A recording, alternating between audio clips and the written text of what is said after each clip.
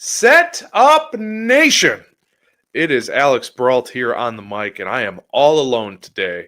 And I was going to do a trade episode later in the week, like I said on the episode I did with Blake. However, an article came out this morning from Patrick Mooney of The Athletic that I don't think can be ignored. So we are going to talk about that article and react to it today, tonight, and I got a lot to say. Let's get right into it on the Set Up Man podcast right now.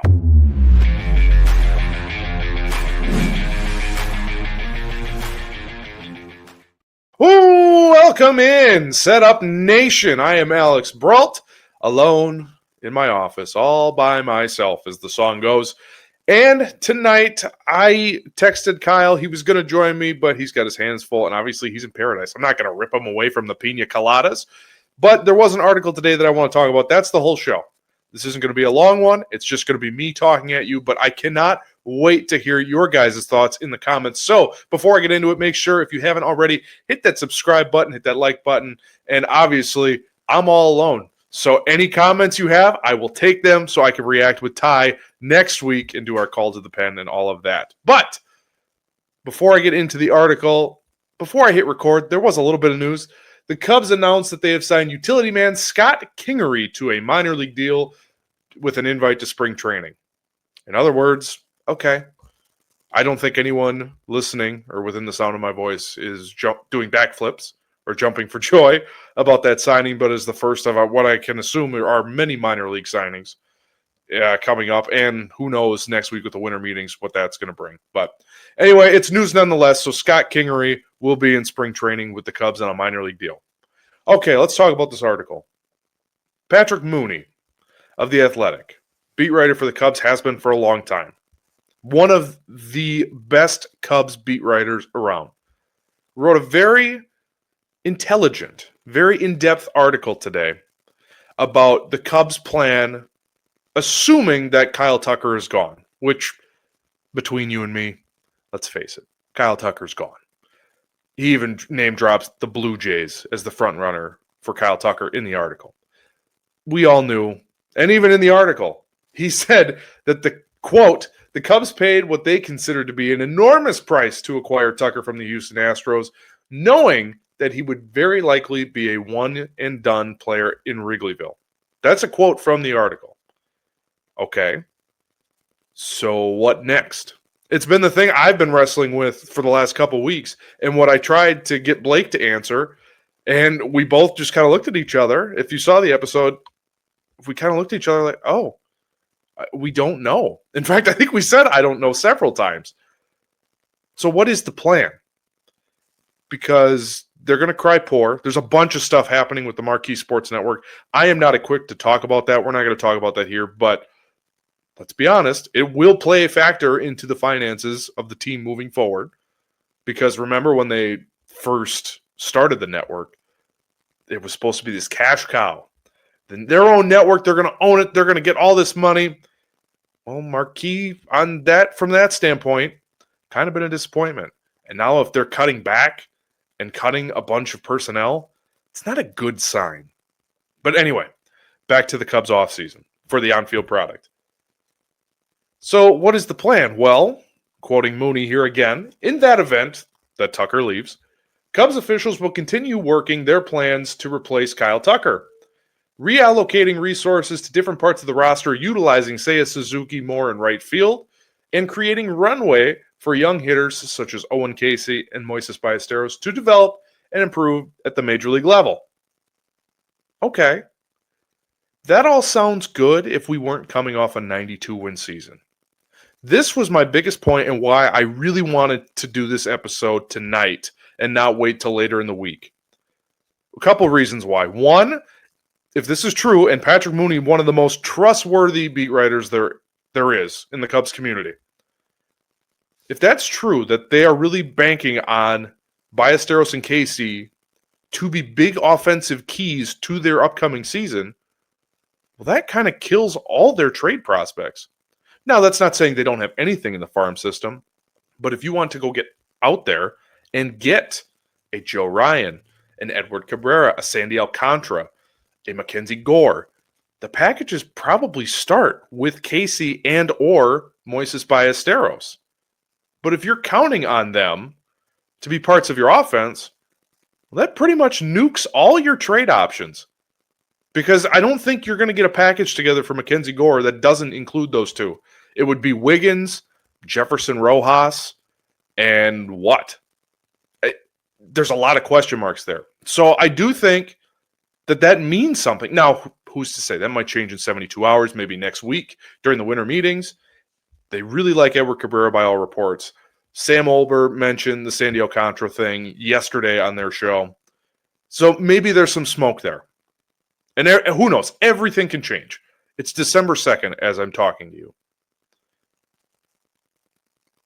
If you're not going to trade and you claim you don't have the money, to me, means a couple things. One, they're probably not going after Amai. As good of a fit as he would be in that Cubs rotation, probably not going to happen. For the money that he's going to command, I just don't see that happening. I really am starting to believe that Michael King will be the guy that comes in and will be their quote-unquote impact starting addition.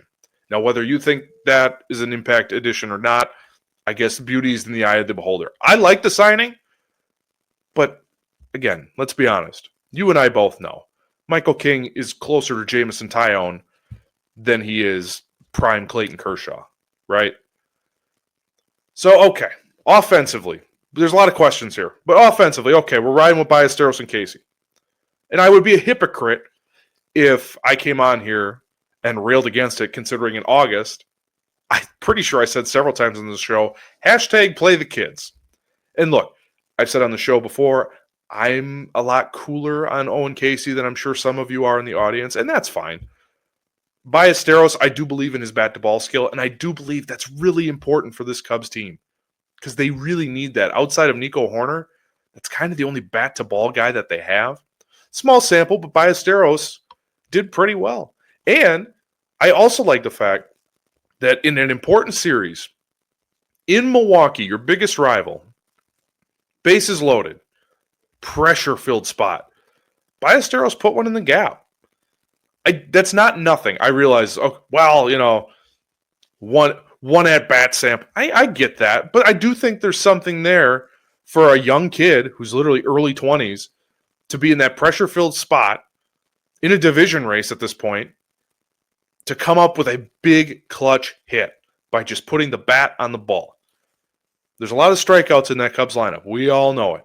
Ballesteros doesn't strike out a ton, and he has nothing left to prove in AAA. But the problem is, neither does Owen Caissie. And really, if you really want to dig deep, there's only one DH spot for two guys. Mooney does mention in his article that the Cubs are going to put an emphasis on improving their bench and giving, quote-unquote, borderline starter-level players. Now, whether that's, we've heard Rob Refsnyder in the last couple of weeks, Paul Goldschmidt might be an option to platoon with Michael Busch. There's some options there. And let's face it, their bench can't be much worse than it was this past season. But the problem I have with all of this, and as much as I like Ballesteros, and as much as, honestly, I would like to see Caissie get some run, to see what he's about. The problem with this thinking is we are coming off, we the Cubs, I say we like I'm a part of the team, the Chicago Cubs are coming off a 92-win season. They were a game away from the NLCS. Now, would they have gotten swept like the Brewers? I don't know. I can't answer that. The pitching obviously was not as good as the Dodgers. They probably lose that series, but you were a game away from the NLCS. And that's with Kyle Tucker. And you're going to bank on young guys to, our favorite phrase, right, everybody? To outperform projections. We're going to do that dance again. And Jed Hoyer in October, quote, "That's the lifeblood of baseball today. You have to have good young players. Those are guys that have real upside and can surprise you when they lead. Let me rephrase that. That can surprise you and lead to great years even beyond projections." Ugh. Look, I get it. And the thing that just turns my stomach is we are the big market Cubs, right? We do all this stuff. We have all this money. We outspend our opponents. But you know what that sounds like to me? It sounds like Milwaukee Brewer talk. like Cleveland Guardian talk. It's just very small market minded. And I have an issue with that. Coming off an 92 win season, where previously back-to-back 83 win seasons, I did some digging. I wanted to look at the Cubs record throughout the year and just see, because it really felt like towards the back end, their record was not great. And then I did the math. A big part of why this team won 92 games was they had a fantastic April. They went 15-9. May, 18-9. Crazy. That's unbelievably good. But then the rest of the year, June, 13-13. July, 14-10. August, 15-14. September, 14-11. That's not great. And the only reason you got off to such a great start is because you had the king himself, Kyle Tucker. And at this point, he was in his MVP form. In June, he was fantastic, and they still won 500. All right, so you want to lean on young guys. Well, the other problem I have with that is most rookies are bad. I went back and looked at some in the Jed Hoyer era. I looked at Chris Bryant. Obviously, he was phenomenal, won Rookie of the Year. Anthony Rizzo, his first year starting in 20, I believe it was 13 or 14. He hit like 233, but had 20-some home runs, drove in a bunch of runs. So and it's not fair because those guys are future Cubs Hall of Famers. But let's look at recent examples in the quote-unquote Jed Hoyer-led era. Let's look at this year. Matt Shaw, top prospect coming in. We all thought defense would be the issue with him, not his bat. Defense, it was the opposite. Defense, he was a Gold Glove finalist. Offensively, it took him a trip to Iowa after April. He was pretty bad. Now, he did have a nice second half of the season, but overall, the whole picture says Matt Shaw hit for 226. That was his batting average. Only hit 13 home runs, most of which came in the second half, which, again, good thing, not a bad thing, but still only 13 home runs. On base, 295. He's not really walking a whole lot. And his OPS was 690. That doesn't scream superstar. And it doesn't scream super impactful for a team that's going to need impact because you're losing your superstar. Okay, all right, that's one example. And he was better. Gold Glove finalist, that's not nothing. Okay, fine. Let's talk about Pete Crow Armstrong. This year, 30-30 season. Didn't bat for a high average. Didn't get on base a lot. Well, it's his second year. He's still adjusting. He was a little better. Okay, let's look at his rookie season. His first full season in the big leagues was last year, 2024. 237 average, 10 home runs, on base at 286, and an OPS of 670. Again, he's a rookie. They're trying to figure it out. But that's the issue I have. The Brewers can get away with it. I don't know how, because every year they seem to be the horseshoe up their ass team, and they get really lucky. And some of it is just they're better at developing than you. And maybe is that why Craig Counsell was brought in? Because he can develop. Because he can, quote unquote, win on the margins, which at this point, I think that phrase, right? Win on the margins. Can we just win outright? Why do we have to do it on the margins? I never really, I don't get that. But whatever. That's besides the point. Back to what I was saying. Okay, Pete Crow Armstrong, not super impactful offensively. How about Miguel Amaya? Now, injuries have derailed him, but he did have a pretty full season in 2024. He was splitting time with Yan Gomes early in the season, but before they got rid of Yan Gomes and DFA'd him, let me rephrase that. He was splitting time with Yan Gomes. Then Yan Gomes got DFA'd, and he had the keys to the car. 117 games. 232 batting average, 8 home runs, a 288 on base, and a 644 OPS. Most rookies are bad.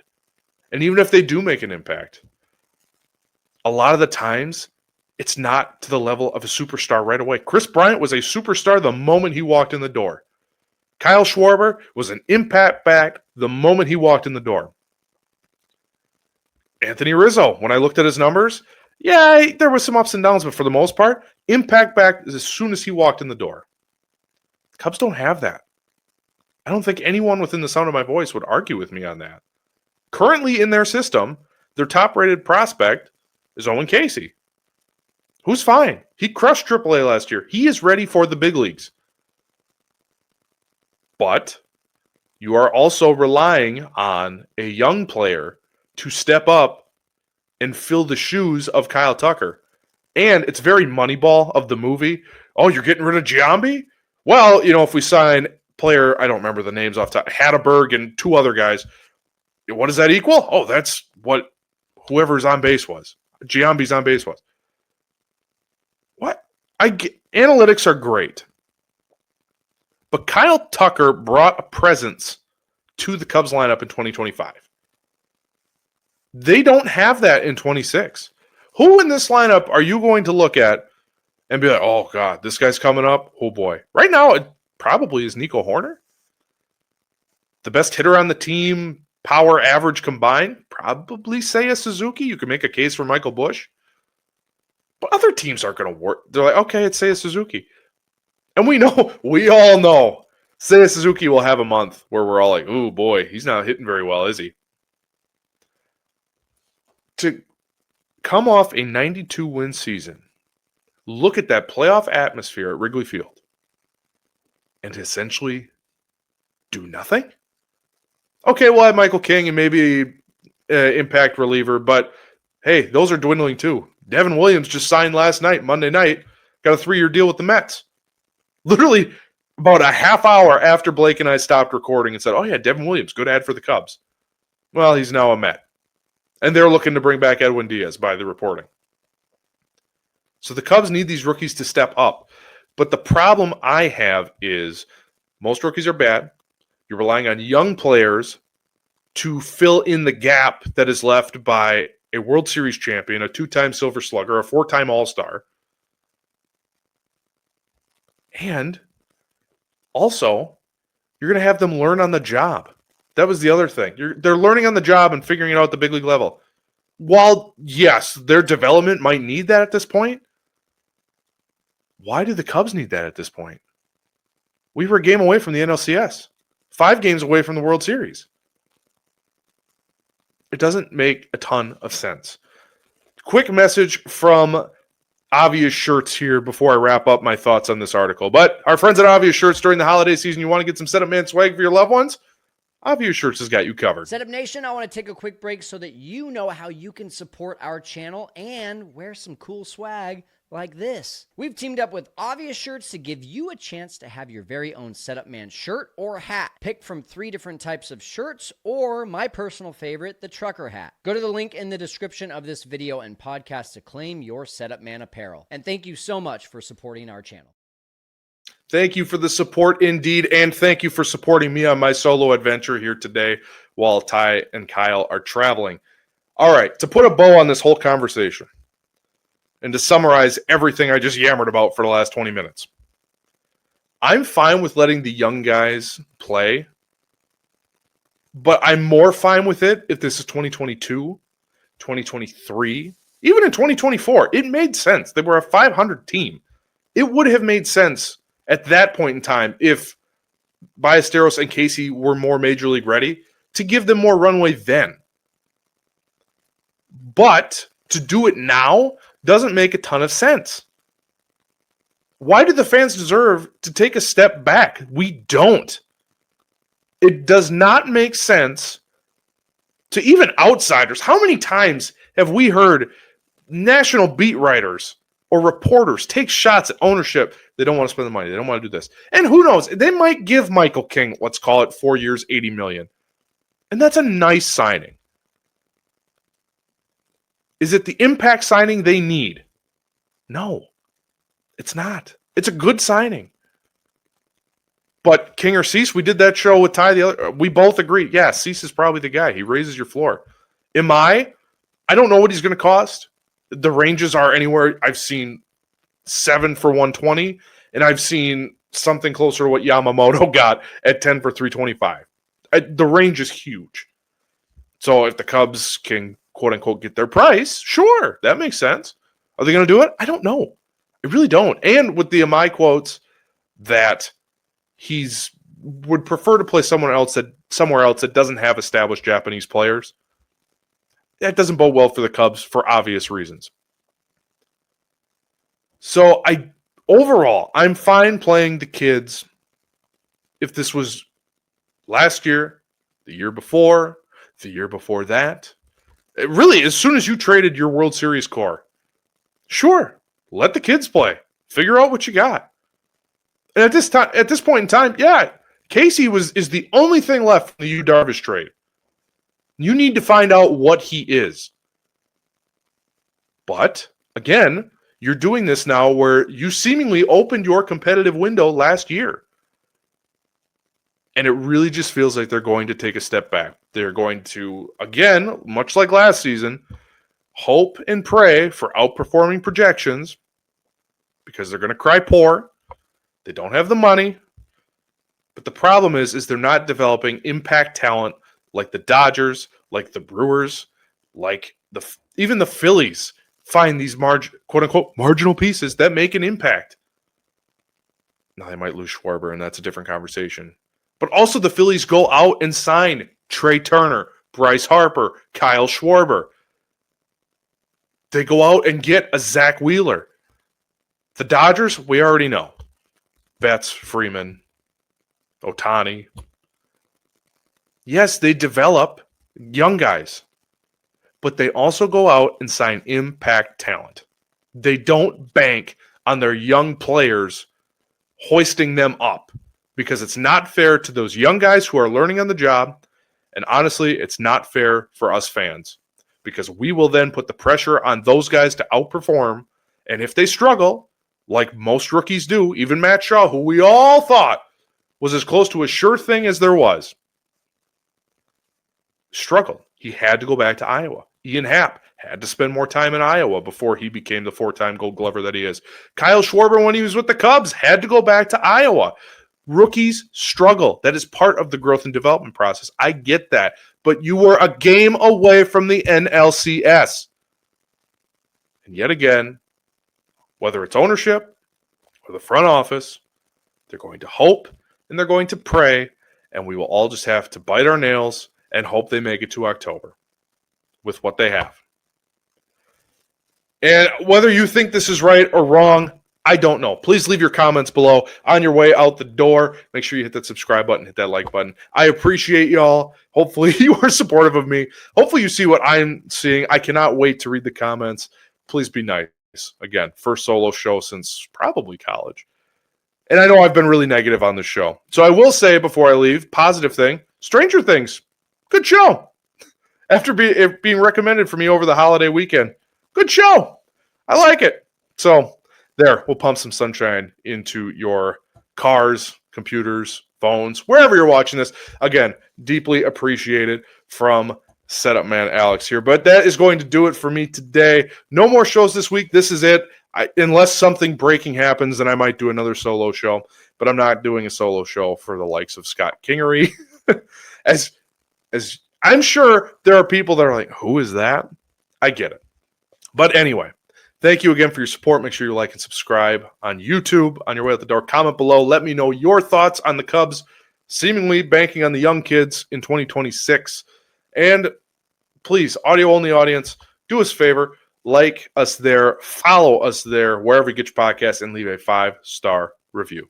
But I am Setup Man Alex. We will see you next week. Ty will be back with me for a couple shows. Kyle is still sipping on pina coladas in Hawaii, but he's chomping at the bit. I almost had him tonight, but we'll see. Anyway, thank you so much. We will see you next week. Enjoy your weekend, and if anything breaks, we'll be back with you. But until then, in case I don't see you, good afternoon, good evening, and good night.